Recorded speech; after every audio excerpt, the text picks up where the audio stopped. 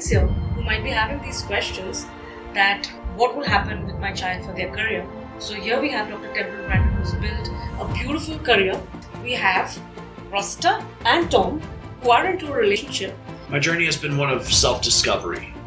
Who am I? Who do I want? How am I going to make the world a better place? It is essential that parents have that discussion with their child about who they are. Autism is an important part of who I am, but career comes first. Being a professor, being a scientist, that comes first. Now, autism is really important, and I really like doing stuff in the autism community too. It is very important that we not only see that people get jobs on the spectrum, but help them to keep them. And how that we can help them to keep them, they need a program, not just job readiness, but beyond it, the next level. Do not listen to anyone telling you your child will not find someone to love. Do not listen to anyone telling you that your child will not have a good life. We are example. It's possible. And there's other people out here as examples. So just know that don't listen to that if someone says it's not possible, because it is possible.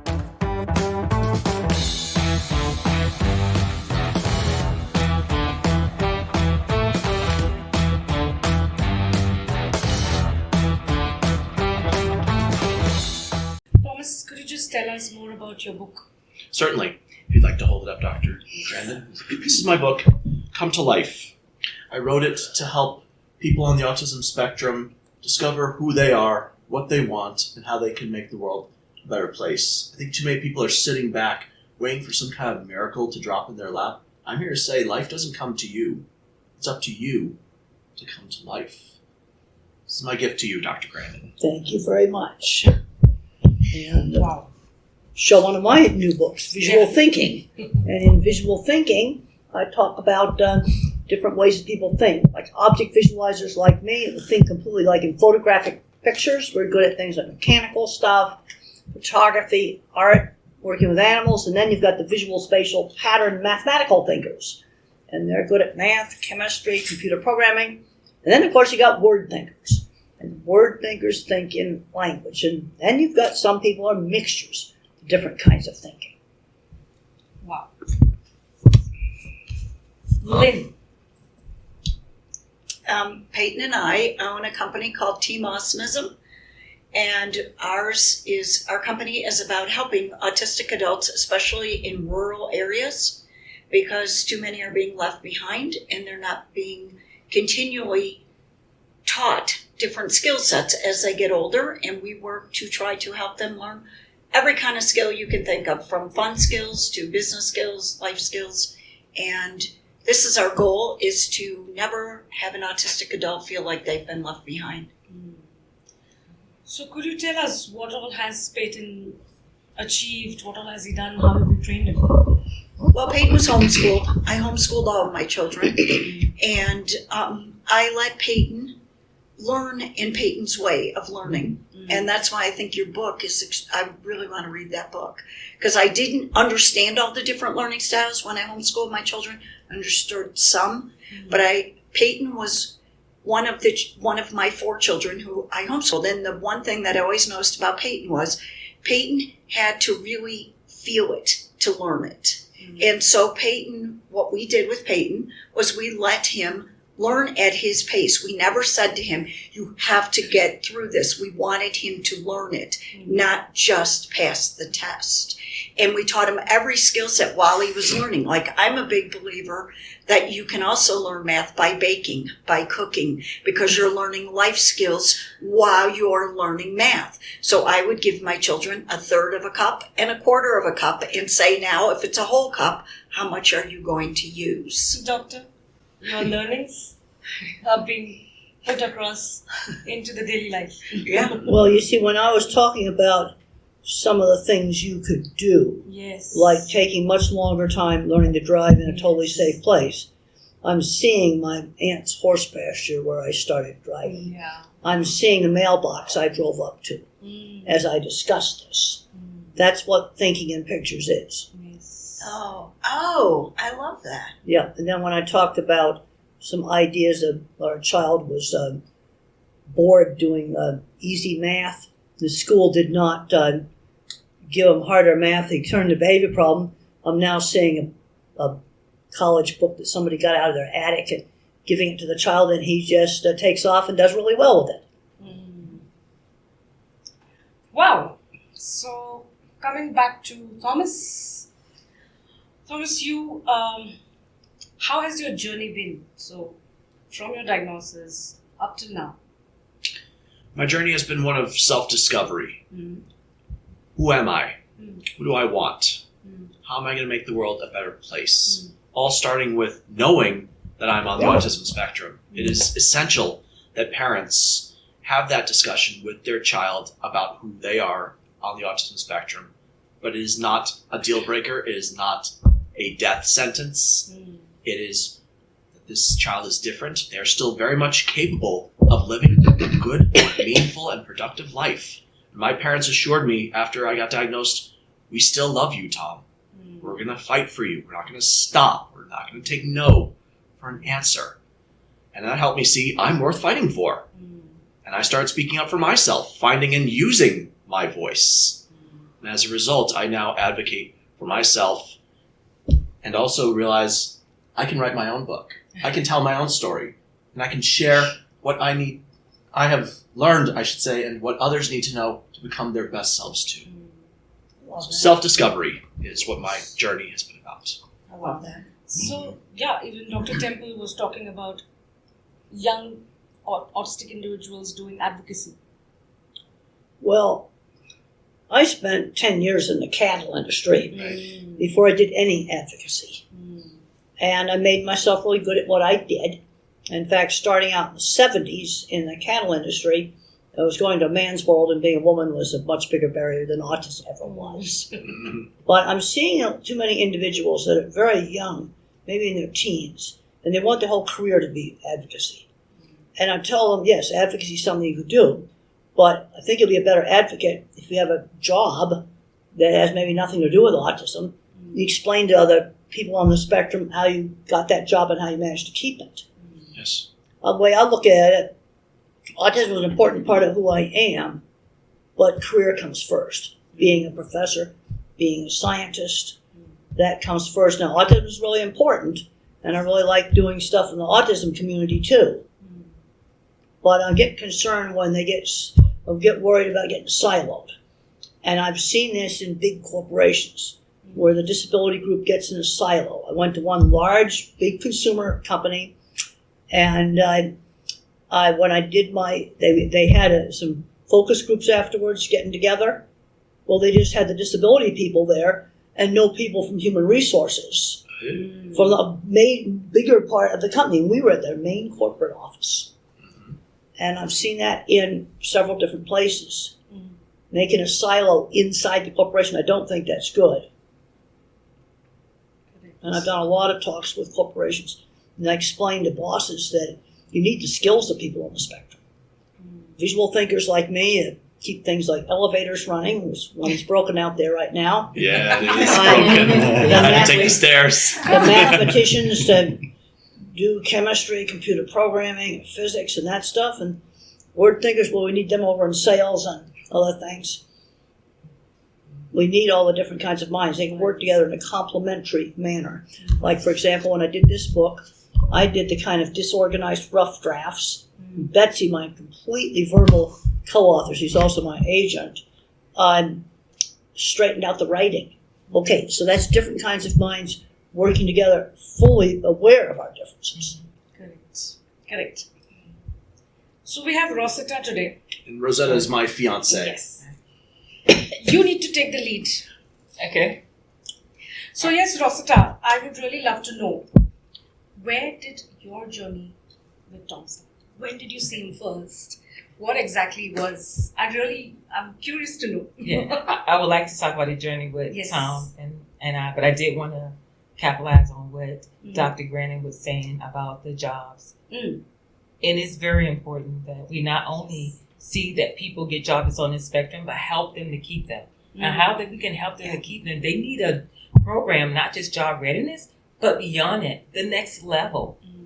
When they get that job, they got a 90-day probation. Some of them not even aware of it. So that's another story. But I just really want to say that's very important in the work industry. Definitely. How Tom and I met was at an event. And I saw him standing there. He saw me, but we were networking with different people, and he had this beautiful smile on his face. I thought to myself, that's a really beautiful man with a beautiful smile. And sure enough, he made sure he made his way over to me. Ah. Mm-hmm. So Tom was the one who made the first move. I think we saw each other from across the room, sensed an instant connection, Yes. and I'm a go-getter. Like with Yes. my Come to Life, I see something, I'm going for it. Ah. So I went to her Okay. and proceeded to introduce myself, Yeah. find And- out about her. Exactly. And the thing about me, of course, you're going to approach me a lot. And so I'm the type of woman, okay, whatever, you want to take me on a date. I don't pay attention to that. So I'm going to ignore your messages. I'm not going to respond. But the way he did it, when I ignored a message he sent to me, he said, you didn't respond to my message. I thought, oh, I like this. But when it comes to autism, Tom did not introduce himself as autism first. He introduced himself as Thomas Allen. It was down the road that I found out he was on the spectrum. And I can greatly appreciate that. And he said, well, are you going to break up with me? And I'm like, why would I do that? I want to marry you. Wow. And we want people to know that all over the world. Anybody that's out there listening, do not listen to anyone telling you your child will not find someone to love. Do not listen to anyone telling you that your child will not have a good life. We are example. It's possible. And there's other people out here as examples. So just know that. Don't listen to that if someone say it's not possible, because it is possible. I agree. Super. Yeah. So, for that matter, Lynn, Yes. I would like you and Peyton, I want to know more from Peyton. How did the process go with you? I started Team Autism in September 2018 to help autistic adults with their life skills, social skills, and business skills, and help prevent them from getting unemployed and their suicide rate, which people are barely paying attention. Wow. Well, I've always told Peyton that he had autism, not autism, because I knew society was going to be tough enough on him, and I wanted him to know that it was okay, that he was I've always told him he's the awesome one, you know? And I think one of the things that has really been a blessing in our life is Mark is Peyton's stepdad, and he came into Peyton's life at a very critical time in Peyton's life. And Mark, one of the things that I really admire about Mark is he learned about autism from Peyton. Oh. So he learned what it was to be the parent of an autistic child, not what it was for Peyton to have a step parent. And that was a very big difference for me, because Peyton had a stronger relationship with Mark before I did. Wow. Peyton used to be very attached to me. And if I would leave the room, he would say, you know, where are you going? Why are you leaving me? Da, da, da. Yeah, honestly, what I said. And he was having breakfast with Mark. And I came, we were at a hotel because we were moving, and he was staying at a hotel. He worked in the oil fields, so he'd come home. And I came to breakfast, and Peyton looked at me and said, do you have to be here? And Peyton had never once ever asked me not to be at something. So I knew that they were forming a bond. And what I loved about it was they learned from each other. Wow. And Mark has always grasped, and that's why what you were saying, they're going to be loved. Yes, that's right. He chose to be his dad. Wow. Which is It's beautiful. so beautiful. You know, taking that initiative and is in itself so amazing. So, Dr. Temple, what I've heard is fathers, if they try to teach the children, it gets really well reinforced, is what I have heard. So, how true is that? Well, some situations the fathers are really involved, and sometimes what I have observed is sometimes the moms overprotect and do everything for the child. That's why they haven't learned shopping, and they haven't learned ordering food in restaurants and things like that. Yeah. And it's the dad sometimes that will push them to do some of these things. One of the biggest problems I'm seeing today, teenagers, fully verbal, not one life skill. I've seen really just in the last year 2 cases where graduating from college, magna cum laude, a lawyer, top LSATs, graduate from college, and neither one of them worked out in the workplace because they hadn't learned any work skills, which are different than academic skills. Right. Very. Great. So, a father, you as a father, I want to know your journey as well. Well, one thing Peyton has taught me is the value of patience. Wow. I remember sitting at our kitchen table trying to homeschool and realizing that this wasn't going to go fast. To just take our time at it, to learn these things. Wow. And that was one of the hardest things. But I think patience is a huge part of it. But also, as Dr. Grandin says, he has to be exposed to different skills. Yes. One thing I always tried to push on Peyton was critical thinking skills. To get him to exercise, and we've had some amount of success. I think he does pretty well. What are some at it. examples of that? Let's see. Can you think of any, Peyton? Well, the one example is that I've been taught that it's okay to be different, and that he taught me how to do math, how to do technology stuff, like I do graphic designs on Adobe Illustrator, Adobe Premiere, and Adobe Photoshop. And speaking of Premiere, I turn pictures into videos and edit the videos to take out stuff that are distracting. To use his creative side. Yes. But also, one of the things he does is he will seek our acceptance. Like he'll come in and we'll be watching a football game or baseball, whatever. What team do you want? Well, what team do you want? Why do you want that team? Is there a player you like on that team? Something along those lines. So. Well, I think two examples that I can think of with Peyton that really made me feel good. One, we were walking in our neighborhood and a dog that had obviously been trained to fight came at. Peyton has a therapy dog. Yes. And we had a little dog. And this dog came to kill our dogs. And was going to attack me as well. And Peyton's therapy dog went up, who is a Hepburnese mountain dog, who is probably the kindest, sweetest dog I've ever seen. He is very protective of me. Yeah, and he stood up on his hind legs to go at the other dog. And Peyton, I was instantly screaming at the dog. Peyton picked up his dog, who is huge, ran with the dog, and knew straight to go to our front door. I was overwhelmed, and Peyton is the one that led me to get home and made that other dog realize that we weren't going to just stand there and be a victim. I was trying to scream at the dog to stop, and Peyton just picked his dog up, and off he went and got out of the danger. And I said to him, we got in the door, that wasn't me. I was more standing there screaming. Right? And the other thing that Peyton has done that I'm so proud of is our oldest son travels a lot for work. And he lives in an area that has a lot of people around. And Peyton goes and house sits his home and takes care of his dog, who's also a rescue. Oh, wow.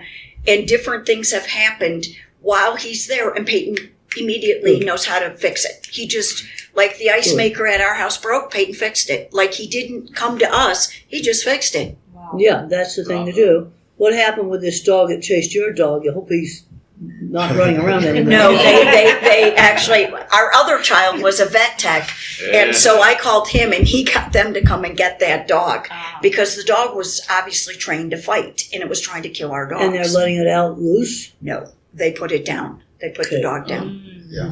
Yeah, thank goodness. That was quite a story. Yeah, that's... If I may weigh in on the question of another opportunity, at least from my own experience, where I developed critical thinking skills. Does anybody here play chess? I learned how to play chess when I was in elementary school. I learned how to play it, but I was never any good at it. It's not easy to master. Because that's easy. more pattern thinking. I got it. Yes. That's more mathematical. Mm-hmm. Yeah. And where I think in photographs, I know the moves, but I'm no good at it. Right? And that's the thing about chess, and at least I've found with my critical thinking skills, you start to understand cause and effect. If I move this piece here, what does that do? It exposes this piece. That person might go here, and then I'm in check or I'm in danger.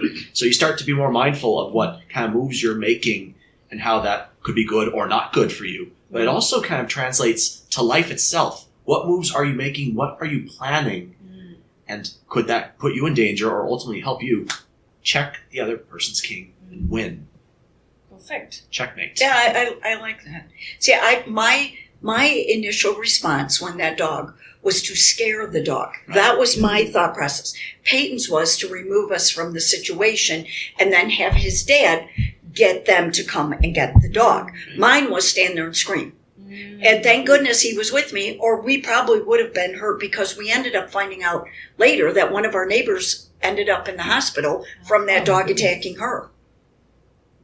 Who would even want to have a dog like this? Though? I know, Yeah. exactly. Why? But he sensed it. This was Yeah. the most wild thing. The dog is walking up the sidewalk. Peyton turns and looks at me and says, "That's a dangerous dog. Let's go." Yeah. And I thought, how does he know? He sensed it. Yeah. Present Good thing I did. mindedness. Yeah, Yes. yeah. Right. Exactly. He was more present Yeah. in the moment than I was. I And was you just got overwhelmed. right. Yeah. I did, and he didn't. He didn't. stopped and thought, Yeah. Wow. and I was very proud of him. Yeah. It's a good Yeah. thing I paid attention. Yeah. Right? I mean, that dog was literally trained to kill, like you said. And usually I hate to see dogs, cats, and fish getting killed, but I did not. I felt zero sympathy with that dog. Ugh. You know, when you think about that, it goes back to what Dr. Temple was saying about the workplace. Yeah. You said each person had a Yes. different way of solving a problem. If you can have all these different personalities at the workplace, just imagine what different companies can achieve. Are you out there listening, corporations? Yeah, when you've got all these different input, and there's Well, some, what I have there's a found on things like food processing plants, the visual thinkers like me are thinking pictures design mechanical devices. Right. And they do all the mechanical stuff. The degreed engineer, the mathematician, they do the boilers and refrigeration. That requires a lot more mathematics. I worked with a lot of steel shops, and none of the people who worked with me touched refrigeration.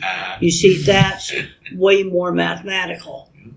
And I was just out on a construction site just the other day, and there was this bright blue piece of equipment, and I asked what it was. It was part of the refrigeration system. That's why I didn't know what it was. But you see, this is the different kinds of minds are required to build different types of factories. Yes. So basically, different kinds of minds need to be understood and accordingly. Yes. very much so, and be appreciated for their Yes. for their specialties, their mindsets, Exactly. their value that they bring to the table. And there was Yes. a quote I wanted to share about the autism community in general, particularly when it comes to employment. I miss what others catch, but I catch what others miss. We are the people that catch what other people are missing, finding the holes, the flaws, bring it to people's attention before there's problems later. Yes. Do you find? I have a question for Yeah. the three of you. Yes. Do you find that a lot of autistics tend to be problem solvers? I'm definitely a problem solver. See, he is too. Mercy, how many problems of yours have been solved today? Problem solvers. And even when it comes to, sorry, go ahead. No, you go. But even when it comes to relationships, when I had a breakup, I decided to read more about relationships. One book I wrote, or rather read, Men Are From Mars, Women Are From Venus by John Gray. And it explained how men tend to be the problem solvers. They want to provide value by finding an answer to something at hand. But a big eye-opener for me from that book, women from Venus, they may not want a problem solved. They want to be heard. They want to be understood. Wow. They want to know that you are there for them. So Correct. that made me a better partner for the woman who would become my future wife Wow. when I had that Yes, information. but I need a lot of reassurance. Yeah. Yeah. A lot of reassurance. So don't always focus on the problem solving. Hear the person out first. If there's a problem and you want to work on solving it, then go forward. Wow. Well, I find like with Peyton, we're getting our own app. We're having an app built that will give autistic adults a voice. And the gentleman that is building the app, we've changed our logo a little bit. And I said to him, I really need this so that we can have some things printed and done. And he sent me the logo, but he didn't send it in a JPEG, right? And I was frustrated because I needed to send it on. And I said to Peyton, can we do this? He goes, no, just send it to me. I'll fix it. I'll put it in the JPEG. And like within 10 minutes, Peyton's like, okay, I re-emailed it back to you. It's in JPEG. Don't worry now, just send it on. And he does that a lot with me. Like I'll be like, I don't know how we're going to get by this. He's like, okay, just send me the details. And then he fixes it. And I love that. I tell him all the time, I could not own Team Awesomeism by myself. He could. So well put across. Yeah. So today as well, when we were talking to Dr. Temple, a lot of simple things, life skills that she, gave us, which solved so many queries of Mercy. Mercy had her wow moments today.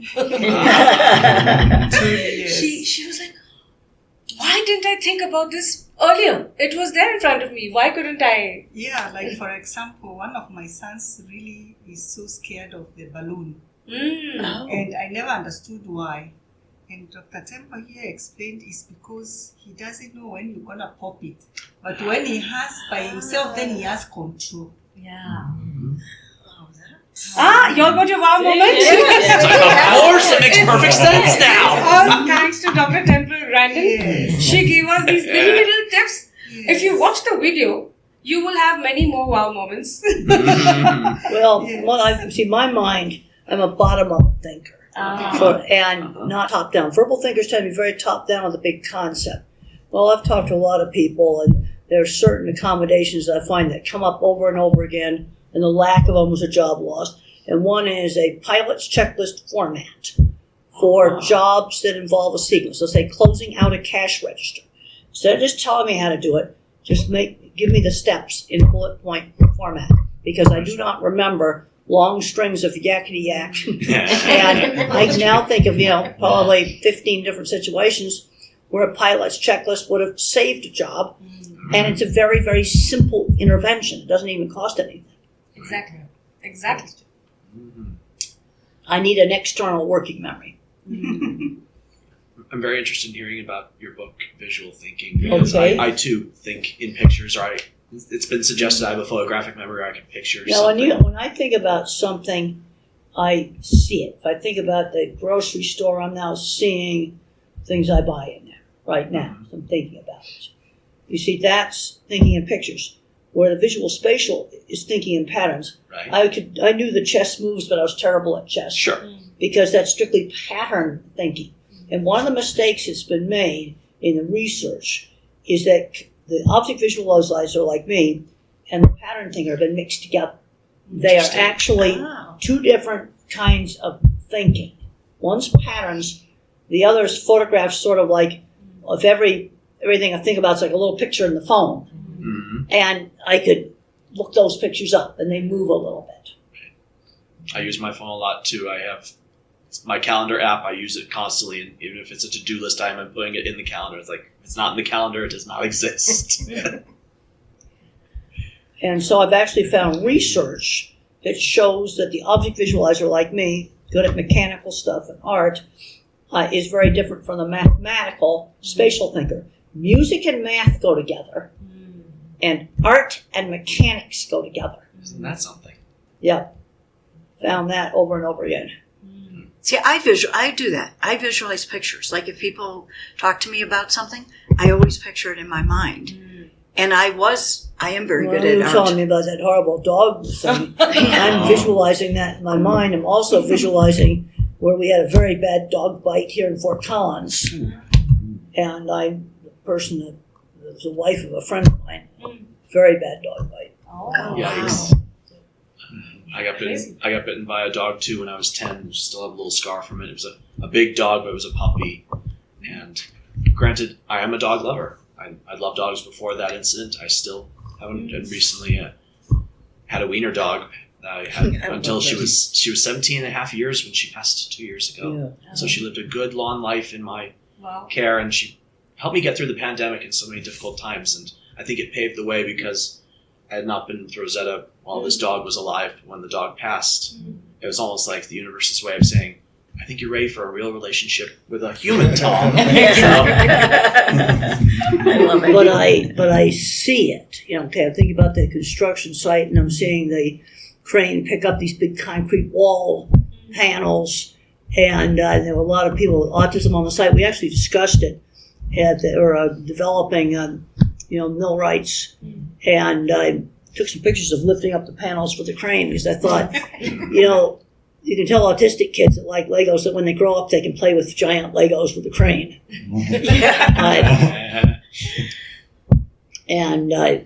But I'm seeing it now. And I'm also seeing the pictures on my phone that I took. So Rosetta, how do you both complement? You are also working. Even Thomas is in his career. So how does your day unfold, or how do you all complement each other? How does that work? The beautiful part about it, when we got together, we discovered we're both motivational speakers. We're both in Toastmasters. I joined Toastmasters after knowing him, but Did you meet a Toastmaster? No. Okay. We didn't meet a Toastmasters. I already speaking in my own world of what I do. We're both best-selling authors, and I'm an activist. I've always been an activist for children, and now I have something else I can fight for, autism. And that's what I think complements us, because we both want the same thing, and that goal is to touch the entire world. Anybody that we can make a difference in their life, that's what we want to do. We don't care about the color of their skin. We don't care about their age. If we can make a difference, that's always been my calling. I've always felt the way even as a child. So to meet a man that feels the way I feel, oh my God, it's amazing. It's amazing. So now we can do it together.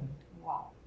And I know you'd mentioned, Dr. Grandin, about how sometimes parents can be a little bit too controlling or not believe that their child is ever going to meet someone, never going to get married, never going to have a family. We are living proof that it is possible. And I should mention, it wasn't mentioned before, Rosetta is not on the autism spectrum. So neurotypical, neurodivergent man, woman are in a relationship. And we make ourselves better, we make people better, we make the world better with our union. And I think other people need to see that. I've told a lot of business people on the different kinds of minds. The first step is you have to realize they exist. Right? I thought everybody thought in pictures until I was in my late 30s. Wow. And that's when I learned about verbal thinking. It was a shock. Mm-hmm. Oh my God. So, what we realize is we have parents here who might be having these questions that what will happen with my child for their career. So here we have Dr. Temple Grandin, who's built a beautiful career. Next, we have Rosetta and Tom, who are into a relationship. So your worries, 1, career, 2, marriage, are they answered? So nothing is impossible. Nothing is that this can't be done, that can't be done. Everything is possible. We have to move out of, this sort of a bubble that we are living in, or maybe this worry that we are living in. That, there are a lot of things that nothing can stop children on the autism spectrum. Nothing can stop them. Well, I told Dr. Grandin this story before, but I'll say it on here. When I found out Peyton I realized it. And then my pediatrician, I went to her and I said, something is wrong with Peyton. And she said to me, there's nothing wrong with him. She said, we all have things that are different. He may be different. And she said, I want you to proceed as if he is autistic, because I never want you to get up as an adult and say, I woulda, shoulda, coulda. I want you, if he's not autistic, she said, then great, then you've just done more to help him. And, as it turned out, he was. And my daughter went and heard Dr. Temple Grandin. She said, Mom, she's coming. She came home and she looked at me and she said, it's going to be okay. I heard her. It's going to be okay. Everything's going to be fine for Peyton. And we didn't have a lot of Dr. Temple Grandins for many years. And that's why, to me, she has really helped change the face. And I was a helicopter parent. I was, don't touch my child. Don't go near my child. No, Peyton's not going outside, And I'll never forget one day when I lived in Northern Virginia, and it was really snowing. And I was upstairs on the 3rd floor, and I came downstairs, and my daughter had him outside, and she was flinging him in the snow, and she was pushing him down. And I said, Taya, I came out the door, she said, he needs to learn how to be in snow and how to have fun and how to roll around and build a snowball, and we're going to have a snowball fight, and you go back in the house. And I did. And before I knew it, he's line driving snowballs at her. I was like, don't go outside. He's going to fall. He's going to get hurt. And Taya's flinging him around because her attitude was, you are overprotecting him. And she said, Mom, life is not going to be a bubble for him. Yeah, so true. And my older 3 kids used to say that to me, stop doing this. And so I did. And then when I met Mark and I married Mark, he said to me, leave him alone. He can do it. And then he started doing it, and I started realizing I am overprotective. I am a helicopter parent. I've seen other cases where I've talked to a mom that was a helicopter mom, and she had a son that 11 years old. She was still taking him in the ladies' room. Oh. Yeah. 11 years old. Fully verbal, and we were having lunch at the restaurant that was not busy, and I explained the rules for guys, and then at the end of the meal, I just said, it's time to use it. And I pointed at him, and he went and used it, and he's been using it ever since. And then the mom, and I've talked to her many times since, she's mentioned even to other people, because she's well known in the autism community, yeah, I was overprotecting him. And that she was glad that I did that. Yeah. But I made sure it was a neighborhood restaurant. It was not busy. It was the time to just make the change. Yeah, and I think when my daughter heard you, she realized that I was that helicopter parent. And she knew if just sitting there talking to me, I would be like, no, I'm not. No, I'm not. And so she just started, and when I started seeing him, and I will never forget, the first time he house sat for my oldest son this year. And he was like, I went over to see him. We were going to work, right, because we own the business together. And he talked to me like that was his home. Can I get you lunch? Would you like something to eat? Can I get something for you to drink? And I laughed because I thought, wow, he's really taking this serious. And I told him, and he just looked at me and said, we did a good job raising him. Yeah. And all of a sudden it hit me. He's right. Well, this other mom where her 11-year-old was still using the ladies' room son, she admits she's a helicopter mom. She talks to a lot of other moms now and says, I did the right thing getting her 11-year-old son to use the men's room. Yeah, and I think that is one thing as a parent that if I could go back and change, is I would have stopped being that helicopter mom sooner. Because he's now so much more on his own than I ever thought he would be, because I let society tell me he couldn't do things. He didn't tell me he couldn't do them. He was doing them. Tommy. So what you're saying, I've seen this before, and then there's the moms that don't let go. Then there was another mom that I saw at a conference, and she said something to the effect of, you have to let go so they can grow. Ooh, you have to What let she go so said. they can grow. Absolutely. Real recent at a conference. Wow. What were you going to say about me? Yeah, Tom and I were at a round table in the community, and we were there for young people with disabilities, helping them to transition into the workplace. And we talked about different topics. And as they were talking, I brought up a conversation with how some people, when they have children that has disability, whether they're on the spectrum, whatever their disability might be. And I've been observing where the mother might be there, the parent might be there, the caretaker. But what happens when that person is not there any longer? And they don't even think that, one day this person is going to need to have their own credit. I'm not saying give them a credit card and just say, hey, you just go and do what you want to do. But start off, monitor it, but let them have that line of credit. Because one day they're going to need it. Something as simple as purchasing a car or even getting an apartment, even if it's a one-bedroom apartment, they won't be able to do that. And if one day that mom is gone, just think, they could have had 20 years of establishing credit that now I can go get my own apartment versus being left helpless. And that's what we want to also bring to the table. We have to. My mother had a really good sense of how much to push me. And she always gave some choices. There was always some choice. And I was the opportunity came up to go to my aunt's ranch. And that got me interested into the cattle industry. I was afraid to go, but they gave me a choice. You can go all for a week and come back, or you can stay all summer. Not going was one of the choices. Now, I want to apologize for interrupting. This is a problem I have with processor speed. Sure. I have a very difficult time figuring out exactly when to break into the conversation. It happens And more that's- often than not. You're not Yeah, alone. Like, see, yes. like I just did there. Yeah. You're not alone. Is all this conversation is about getting into Yes. yeah, that's how we discuss, parents, professionals, relationships, everything. I love That's why we've brought everybody on the table so we can discuss it all here. it. I think it's great. Yes. So there's nothing being very conscious or anything. You all can bring anything on the table as